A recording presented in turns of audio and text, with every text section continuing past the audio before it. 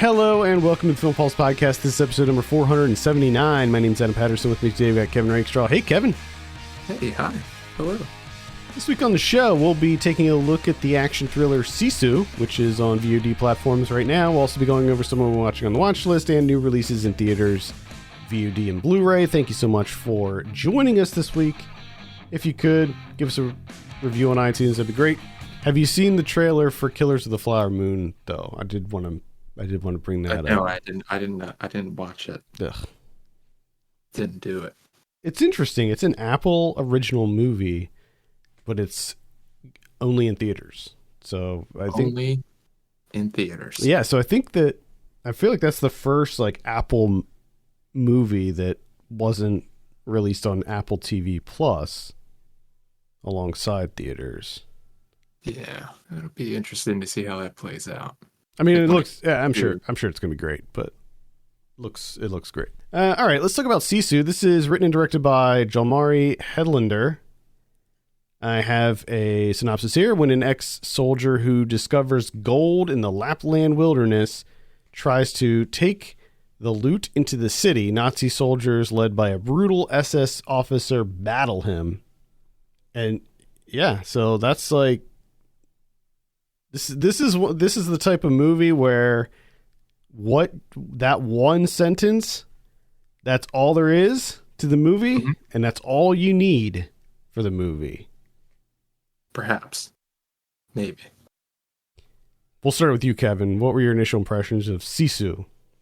I think this is you add this to the pantheon of films. The trailers are fucking incredible, and the trailers maybe hype it up just a bit too much, just a touch too much, I think.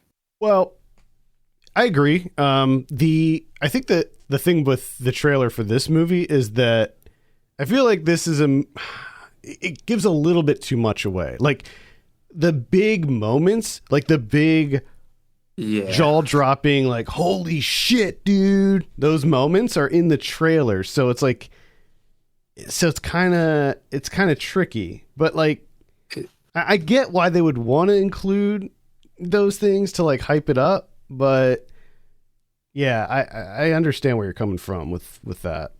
Yeah, because the immediate thought that I had upon finishing this, which my wife said the exact same thing. She was like, "Oh, so like the trailer itself was just all the action truncated into a trailer. Like they cut out all of the non-action stuff, which was a lot of this, it turns out, and they just condense all the action into the trailer. So it was like I saw everything." And I already saw everything in the trailer. And now I just had to sit through all the non-action parts to see stuff that I already saw. It's just kind of a bizarre experience. Well, maybe that was in the trailer. I can't remember. One thing that once like set piece that I liked was the whole minefield sequence. I don't remember if that was in the trailer. I think part of it was. Was the part when he threw the mine at the guy? Was that in the trailer? I can't remember if that was. Because that was like I thought one of the best moments in the movie, where the dude picks up a landmine and throws it at a guy, and he gets beamed with a landmine, and of course he explodes. I just some of it was fun, and I did enjoy, like, towards the end, it kind of goes into like ridiculous camp territory where it's just like, well, this dude can't die. Like, let's just be straight up, he can't die. Because after a while, shit just starts escalating, and you're just like, oh, okay, now we're in. I mean, we were already in fantasy land, but now we're like full on. He might be Superman. I looked at him like a slasher. He was like a Michael Myers or Jason Voorhees, where there's this like legend about him where he's supposedly immortal, and I do love it when they first radio in about him, the like high command or whatever, they're just like, leave him, just get out of there. You're lucky to be alive right now. Just get out. Quit while you're ahead, will you? get at. Yeah. I liked this movie quite a bit. It seems like you weren't very high on it, but I had a I was lot of a fun little with it. disappointed. Yeah, I can't fault anyone for having fun with it, and I think I would have like if honestly if I didn't watch the trailer, I think I probably would have enjoyed it more because the things would have been surprising. You know Right. what I mean? Yeah. A lot. Yeah. A lot of the surprises are unfortunately spoiled from the trailer. Uh, the other scene that I liked quite a bit was when he lights himself on fire. Like that was pretty badass too. So there, like, I feel like that there's a number of things that you see in this movie that you don't see in most, big bombastic action movies. If you simply want to see like a badass stoic dude who doesn't talk, dispatching a lot of Nazis in very gory ways, then this pretty much fits that bill, I think. Oh yeah, yeah. If you're someone like me that enjoys people being exploded, Oh yeah, once a lot of a a lot of lot of people people explode. a lot of people getting exploded Oh, in this I movie. think it was the majority of them. Many, yes, many of them ended up getting exploded. I don't have the data, but I'm pretty sure it was more than 50% of the deaths were explosions. Yeah, well, I mean, a lot of them got killed in that minefield, like right Yeah, off the bat, that and was a then lot of. and then of course like the thing at the end, but which yeah, uh, you don't want to. Yeah, you shouldn't go into this movie. If you happen to do see the trailer, it should give you a good idea of the tone here. Like we're not. This isn't a gritty, realistic, war No. drama. This is like straight up 70s style exploitation where you're just in it for the violence, really. Yeah, Because the story is it's not. not there is no story. It's literally just, it's about a guy who finds some gold and then has to go up against some Nazis. That's pretty much where we're at. Kind of feels like Mad Max. It's like a like Fury Road. There's definitely these like kind of Fury Road vibes that I was getting out of it. Oh Where yeah, it's just that mixed with John Wick, yeah, really. yeah, it is. It's like a poor man's Fury Road crossed with John Wick, where the Nazis have these like women prisoners that they're transporting, and they play a small role uh, in the movie. But I mean, unfortunately, I don't think that it achieves the same highs as John Wick No, or Fury because Road for that matter. I mean, definitely not Fury Road. no, and I think there's two things about this that outside of just the aforementioned trailer issue that I had with it is a some of like the hand to hand like action choreography just I didn't think was that impressive. It was better when it was doing the ridiculous over the top explosions and shit. And there's also this thing, and I think I've talked about this numerous times before, and this movie does it a lot, where I don't know if it's necessarily slow motion or it's when they drop like the frame rate or whatever, Mm. but that shit just looks so bad. It looks so fucking god awful. Yeah, I believe that's when they drop because they're filming at like 24 frames a second. So then when you drop that frame rate lower, it looks almost like a slideshow. It's because there's so few frames. It looks so bad. I can't stand it. Where it's I like know it's just a pet peeve as they speak English. yeah, for the most part they do. I wasn't expecting that. I thought that was I kind of wasn't either. interesting. I thought because that was one of the interesting things about this movie. I thought was like, holy shit, this is this Finnish movie with with Nazis is it's going to be playing in a movie theater around here. That's crazy. Yeah. And then they were all speaking English, and I'm like, ah, yeah, I guess that was too much to ask for. Yeah, yeah, that kind of surprised me too. Yeah, you get a little bit of finish in there here, little bits and pieces. But I think you could have done it, like, because there's so there's so little dialogue in this that I think it would have worked for American audiences. because they're only here for the action, anyways. Yeah, I mean, the main character has what, one line of dialogue. So that probably, and that was in Finnish. So at least they did that. Yeah. Overall, I think for me, it's a light recommend. I think that it's worth a rental. I had a lot of fun with it. I was really excited for this movie. So I guess maybe my expectations were a little bit too high. Yeah, for it. That was my issue. And again, yeah, it was really that awesome trailer that got me so pumped for it, because prior to the trailer, I wasn't aware of this movie. Same. I am familiar with the director. It's the guy who did Rare Exports and Big Game, both of which I liked quite a bit. This one, it's I'd say it's fine. Let's give it a score. I'm sitting at a 6.5 on this one. Yeah, I'd go like a 5.5, 6. Cool.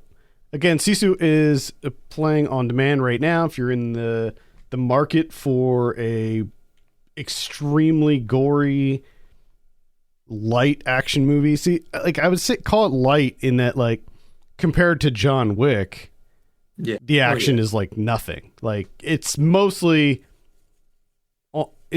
just violence. I wouldn't call it action. It's not like there are a lot of really well choreographed fight scenes. There's a lot of shooting and a lot of explosions. And I think that was another aspect of the trailer that maybe threw me off a little bit, because the trailer made it seem like, oh, this is going to be ridiculous action. And then like the movie starts and I get through the whole first chapter and I'm just like, oh wait, this is going to be one of those like slow, methodical things. It's like, that's not what you were telling me this was going to be. Yeah, and the other thing is, like, you had a couple cool set pieces here, like the minefield, as I mentioned, but then, like, I feel like there could have been a lot. They could have done some really cool shit, like with more stuff with like the environment, or like him, I don't know, hiding out, or just more interesting set pieces instead of, they caught up with him again. Time to fight. Like, I don't know. I just was kind of hoping for more interesting locales, maybe, or something like that. To me, it was a bit of a letdown, because that trailer promised so much. Yeah. I mean, you do. And that's the thing, like the big moment, right, is when he stabs the dude through the head. Like that's one of the big moments of the movie, when you realize that this guy's a badass, and that's the main takeaway from the trailer. You see that in the trailer, which is like, they shouldn't have done that. They should have held back on that. Yeah. That's Sisu. Let's talk about some of what we've been watching. I think it's my turn this week. Hit me. I saw Polite Society. This is directed by Nida Manzoor. I want to see this. Talk to me. How was it? It was all right. Uh-huh. Kind of middle of the road for me. What you have here is a light comedy that is about a high schooler who she wants to become a stunt woman, and her older sister, who is like helping her train and stuff like that. She meets this guy and they get engaged, and the younger sister is very jealous, and she also thinks that there's like something weird going on with the guy. Like she thinks that the guy might be hiding some things, or at least his family. So she goes about trying to break them up and prevent the marriage from happening. So it plays out almost like a rom-com, but there's action in this, which is kind of interesting. There are like multiple fight scenes in this. So it's like this kind of weird genre mashup where it's like one part rom-com, one part coming of age story, and one part action movie. Okay. Interesting concept. Unfortunately for me, it just like a lot of it didn't really land. Like the comedy didn't land for me. I didn't think any of it was particularly funny at all. The performances were good. The action scenes were okay, but there's not that many of them. So it just kind of falls into this territory where it does a lot of things, but it doesn't particularly excel at any one of those things. Mm-hmm. That being said, I still did find it entertaining enough. I mean, it's a very charming movie. But at the end of the day, I think I was just felt like it was a little bit lacking. So, yeah, that's Polite Society. That's on VOD. Well, I have more movies than I did last time. But not by much. I have one this week. Oh, wow. Yeah, maybe next week you'll have two. Hey, baby steps. Watch out. I watched Horror in the High Desert 2, Minerva. Ooh. So I don't know if you remember me talking about Horror in the High Desert back whenever the fuck I talked about that.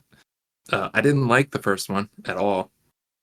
I thought it was awful. It's just an absolute mess.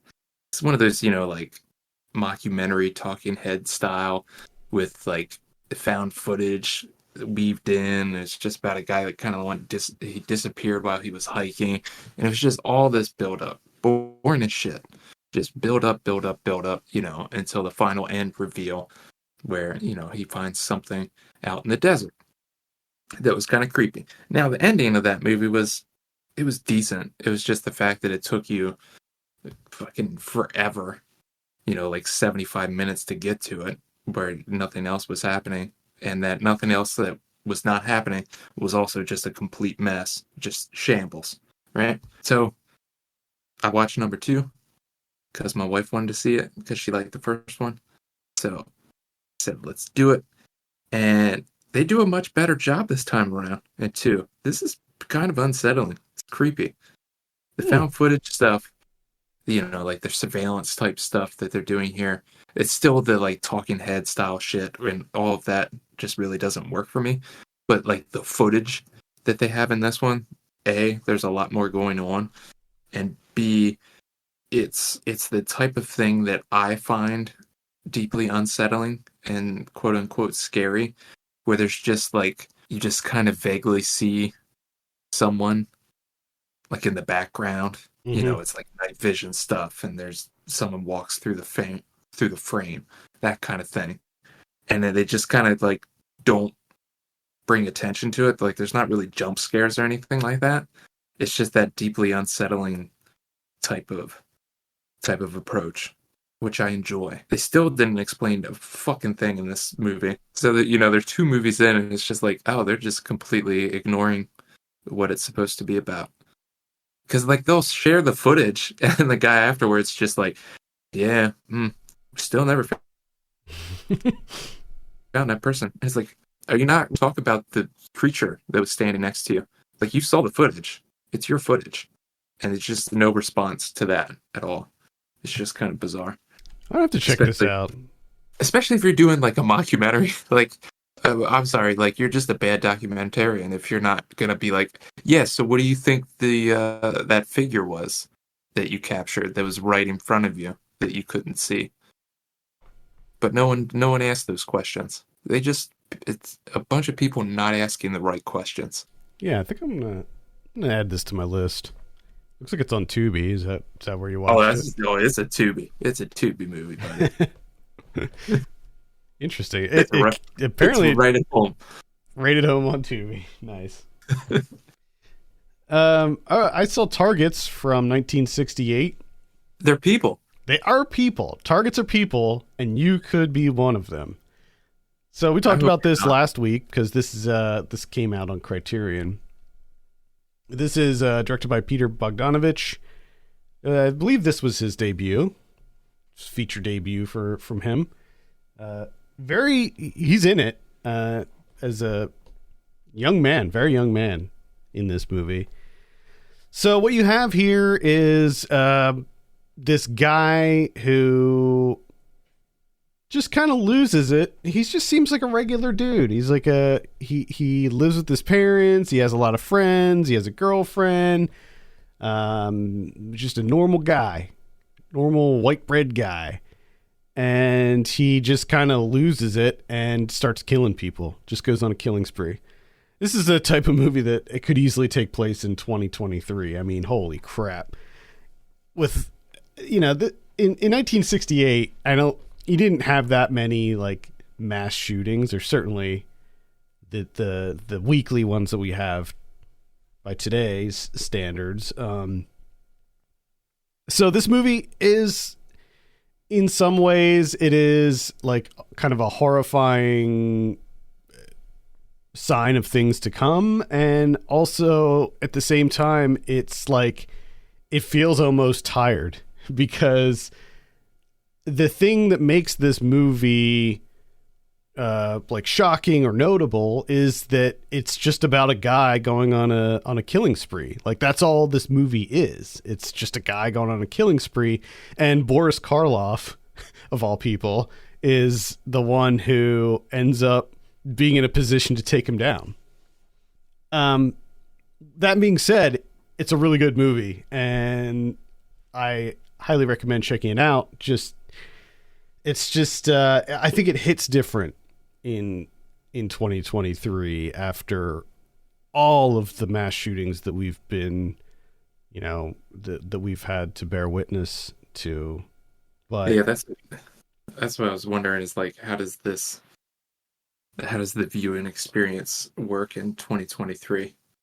You know what I mean? Like, I would feel like there's that uncomfortableness to it. Yeah, like, where it's like, especially because a lot of the movie spends time with the killer, like him setting up his little area that he's going to shoot people, because he's like a sniper, so he snipes people. And like the first big one that he does, and he kills a few people, like he kills his parents, and then the first like big shooting that he does is he climbs up on this, like, I don't know, it's like a water tank or something like that, but it overlooks a highway. So he just climbs up there, and he's got his lunch and his bottle of pop, and he's got like 10 guns, and he just lays up there eating his sandwich, drinking his Coke, and shooting people in their cars as they drive on the highway. And yeah, it's, 1968, so it's not like you're going to get lots of like graphic blood and guts or anything like that, but it is still disturbing. But also, like, this guy is a freaking idiot. Like, he leaves evidence everywhere. Like, he's constantly dropping guns and just leaving them. He's such a moron that it's no wonder that Boris Karloff was able to just stop him from killing more people. The second, so Boris Karloff plays an actor.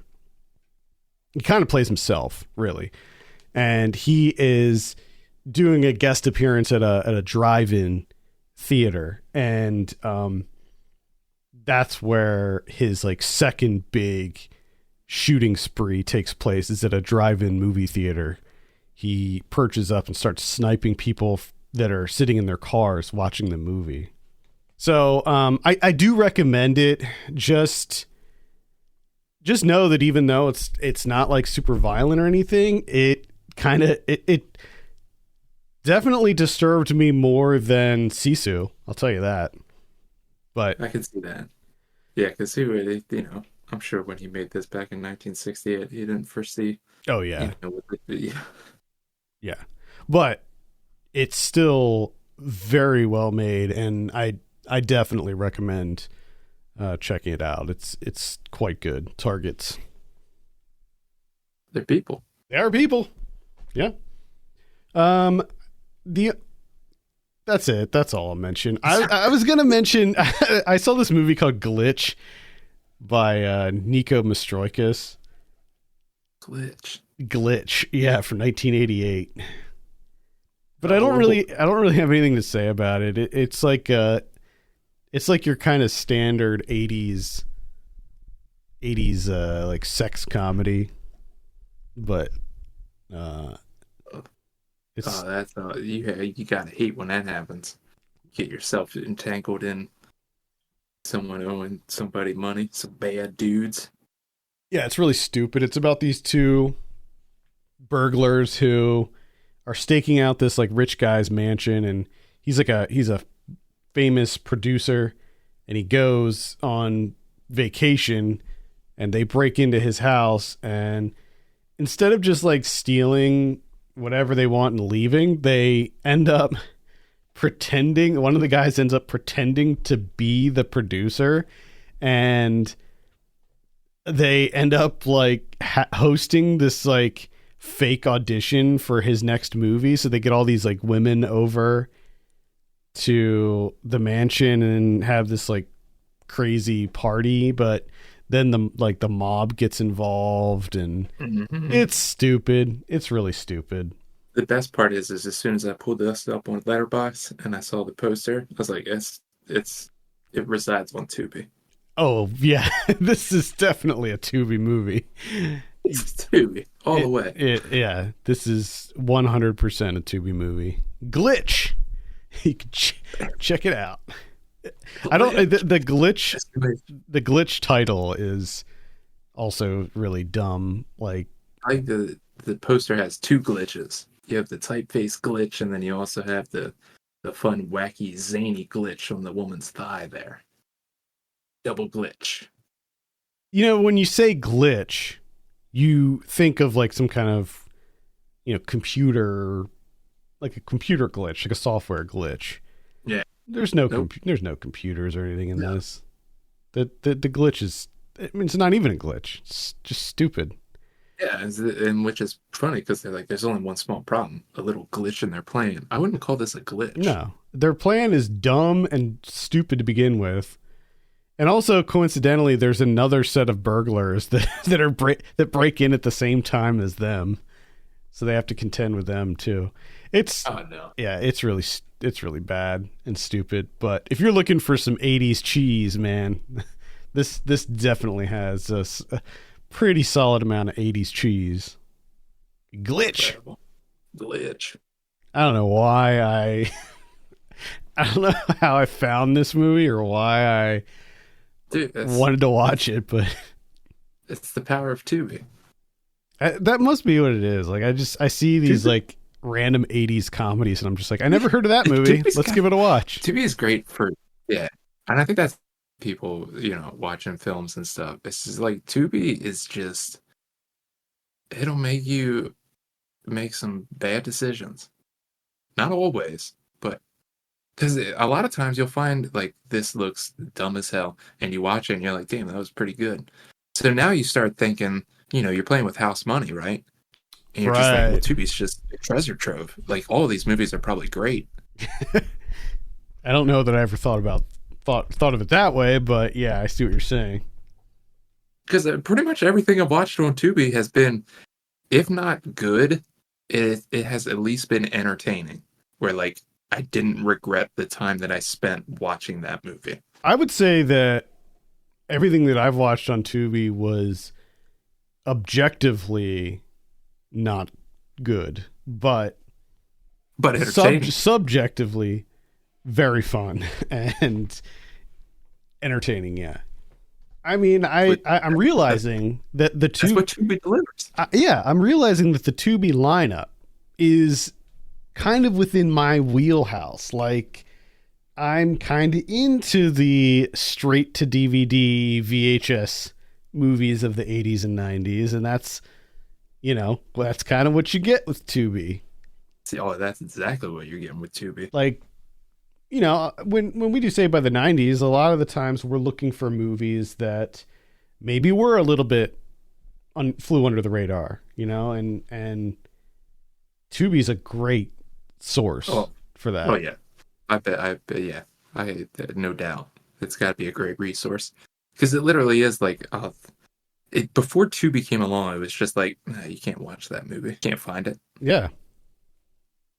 And I want to know more about, that's the one documentary that I would actually watch. You know how we have too many documentaries now of like every fucking business in the entire world and every product that's ever been made. Yep. I need a Tubi deep dive. Just like how they get a hold of all these things. How they do it? What's their secret? I don't know, but Who's the brain behind Tubi? yeah, it's kind of wild how much stuff they have on Tubi. That's completely free too, by the way, which is wild. I mean, I used to make fun of my mom. You Well, both of look us. at me. I know. Look at me now. Both of Look us at me used now. to make fun of Tubi so much because it seemed like it seemed like it was just crap. Like it seemed like it was almost like a public domain garbage that was on there. But then you realize, like, oh, wait a minute, they actually have some interesting stuff on here, like older stuff. If you're looking for 80s and 90s stuff, like Tubi's the spot. All right, let's take a look at what we have in theaters this week. The big one is The Little Mermaid. Oh, Another unnecessary Disney live action remake. mm-hmm. Yeah, I'm not into this. I only saw, I think, the first like teaser trailer, and I thought that the movie looked absolutely awful. So It looked real bad. yeah, so that I think that was the end of me looking into The Little Mermaid. Honestly, I was never a big fan of the animated movie either. Like, I think it's fine, but as a kid, this was a little bit lower on my tier list of Disney movies. That's really the only big one in theaters. Man. Yeah, About My Father is also gonna be in theaters. I don't know if that's getting a wide release or not. Same with Kandahar, which is a Gerard Butler action movie. Oh yeah. Add that to the pile. Let's see. On VOD this week. Whoops, I closed the tab. Now I have to reload it. Let's see. Starting with the 23rd. Page is not loading. Come on now. We have Walking Against the Rain. Mm. Yeah, it looks like a horror movie. We got Dark Nature, which I saw at a film festival maybe last year, and I totally forgot about this movie until I was adding it to the calendar. And honestly, I don't even remember if I liked it or not. I don't think I did. You gave it 1.5 stars. Yeah, I don't think I did like it. And then on the 26th, we have Days of Daisy. We got Mob King. Let's see. We have Where the Tracks End. That's going to be on Netflix. And then we have Blood and Gold on Netflix. That one is it's about effing up some Nazis. Blood and Gold? Blood and Gold. Wow. It's about I think it's about For some treasure.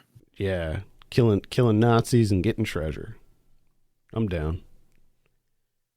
On Blu-ray this week, let's see. We have Brotherhood of the Wolf coming out in 4K. Remember that one? Brotherhood of the Wolf, the French. Oh yeah. Sure French one? do. I really liked that movie. I'd like to rewatch that. Got Shazam! Fury of the Gods. Creed 3. Running Man is coming out in 4K. Let's see. Crank is coming out in 4K from 2006. Boy, Crank in 4K. Crank in 4K, man. I kind of forgot about the Crank movies. I bet they don't hold up. Something tells me. I have a feeling. Something tells me those movies do not hold up, especially Crank 2. I bet that one really doesn't hold up. VHS 99 is coming out. That's on Shudder if you want to check it out now. Fist of the Condor. We got Warm Water Under a Red Bridge. That's about it. What about Criterion's this week? We got one, and that's Petite Maman from 2021. the French movie with the contemporary pick one there. Mm-hmm. Yeah. Nice. Pick it up. Cool. All right, I think that's going to do it for this week. Thank you so much for listening. You can send us your questions and topics to podcast@filmpulse.net. You can follow us on Twitter @FilmPulseNet and @FilmPulseKevin. And if you have a minute, consider reviewing us on iTunes. It'd be great. For Kevin Rakestraw, my name's Adam Patterson. We'll see you next week.